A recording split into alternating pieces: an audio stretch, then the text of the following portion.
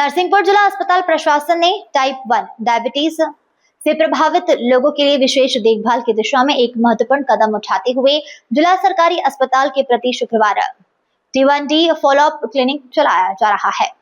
यह क्लिनिक हर शुक्रवार को सुबह 10 बजे से दोपहर 2 बजे तक अस्पताल के OPD 1 में संचालित होता है, जहां पर TID से प्रभावित लोगों को अनुभवी डॉक्टर द्वारा इलाज, विशेषज्ञ परामर्श, मधुमेह शिक्षा और इंसुलिन की मासिक आपूर्ति निःशुल्क प्रदान की जाती है। यह क्लिनिक प्रभावित लोगों के जीवन रक्षक और देखभाल की दिशा में उठाया गया एक महत्वपूर्ण कदम है। T1D से प्रभावित लोग और उनके देखभाल करने वालों के समक्ष आने वाले वित्तीय भार के तनाव को कम करना है और टाइप 1 मधुमेह एक अतिरक्षीय स्थिति है जिसमें इंसुलिन की कमी हो जाती है। निरंतर इंसुलिन थेरेपी के बिना व्यक्ति मधुमेह और दीर्घकालिक अंग क्षति जैसी जीवन को खतरे में डालने वाली हालत वाली जटिलताओं का जोखिम उठाते हैं।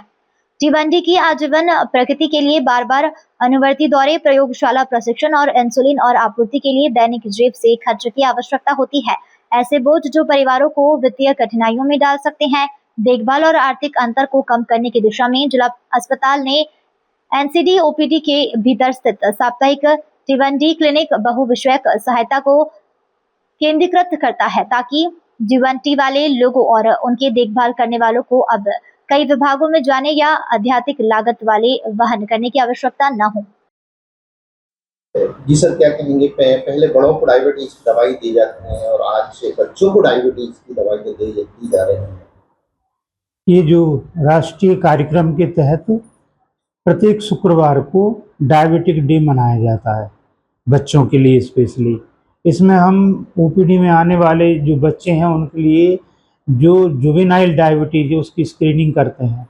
जैसे कोई परिजन अपने बच्चे के बारे में बताते हैं कि इसको बार बार यूरिन लगती है या इसको प्यास लगती है या इसका वजन बहुत ही ज़्यादा घट रहा है, ये अच्छे से खेलता नहीं है, तो ऐसे बच्चों की हम रूटीन ब्लड शुगर कराते हैं और अन्य टेस्ट जैसे थायराइड की टेस्ट और भी बहुत सारी टेस्ट होती हैं, लिपिड प्रोफाइल है, यूरिन शुगर है, ये सब चीज़ें हम टेस्ट कराते हैं बच्चे की।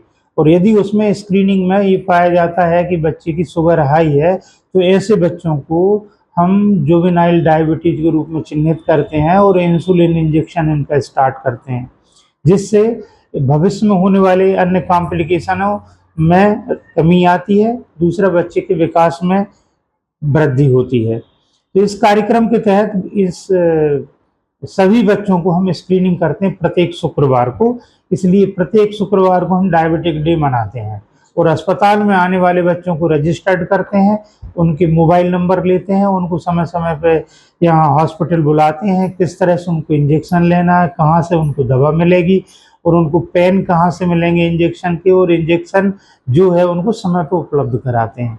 साथ में डायबिटीज़ के जो अन्य लक्षण है जैसे रेटिनाइटिस है, न्यूरोपैथी है, अन्य प्रकार की कॉम्प्लिकेशन होती है तो उनकी भी स्क्रीन करते हैं और ऐसे बच्चों को उच्च संस्थान में हम रेफर करते हैं जिससे उनका भविष्य सुरक्षित रहे। सर, जिले में अभी तक कितने बच्चे रजिस्टर्ड हुए?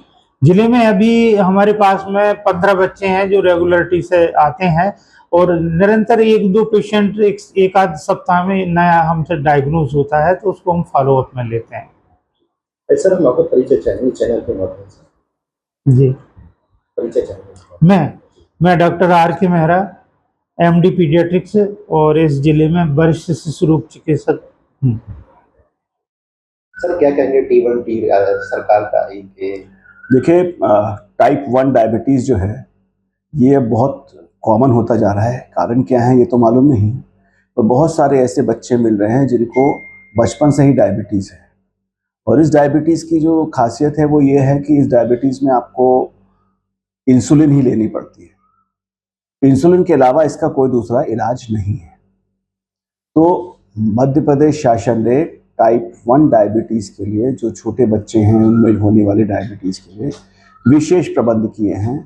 हर सप्ताह के शुक्रवार को जिला अस्पताल में टाइप 2 डायबिटीज़ के मरीजों की, जो छोटे बच्चे जिनको डायबिटीज़ होता है उनके मरीजों की क्लिनिक लगाई जा रही है, जिसमें अभी 25 बच्चे तो हैं ही, लेकिन हमारा ये कहना है कि ज़्यादा से ज़्यादा बच्चे जो हैं वो उनकी जांच हो ताकि कोई भी ऐसा ना रह जाए कि जिसको डायबिटीज़ हो और हम पकड़ ना पाए। इसके लिए हमने कुछ विशेष प्रयास किए हैं। एक तो हमने ये प्रयास किया है कि सारे पीडियाट्रिशियंस को ये हिदायत दी है कि जितने भी बच्चे जो एडमिट होते हैं उन सभी का ब्लड शुगर कराना अनिवार्य हो। हमारे अस्पताल में भी, शासकीय अस्पताल में भी, जो भी आपका भर्ती होगा बच्चा, उसका हम ब्लड शुगर करेंगे। उसके अतिरिक्त हम उनका सी पेप्टाइड करेंगे अगर शुगर ज़्यादा निकलती है तो, और अगर शुगर ज़्यादा निकलती है सी पेप्टाइड करते हैं। और सी पेप्टाइड इसमें अगर ये आता है टाइप 1 डायबिटीज़, तो शासन की ओर से उनको उसकी दवाई जो इंसुलिन ग्लार्गिन हम लोग देते हैं वो निःशुल्क मिलती है। साथ ही उसके हम उन्हें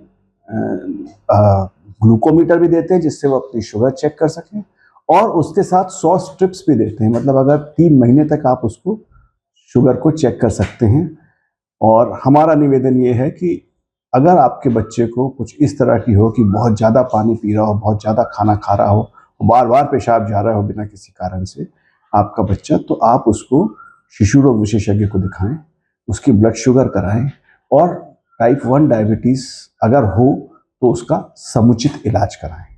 धन्यवाद। सर, ये बड़ों की अपेक्षा बच्चों में ज़्यादा मतलब समस्याएं नहीं, देखिए क्या होता है कि बड़ों में तो डायबिटीज़ हो ही रही है, पर बड़ों में जो डायबिटीज़ हो रही है वो इंसुलिन की कमी के कारण नहीं हो रही है, वो जो सेल्यूलर लेवल पे रेजिस्टेंस आता है उसके कारण हो रही है।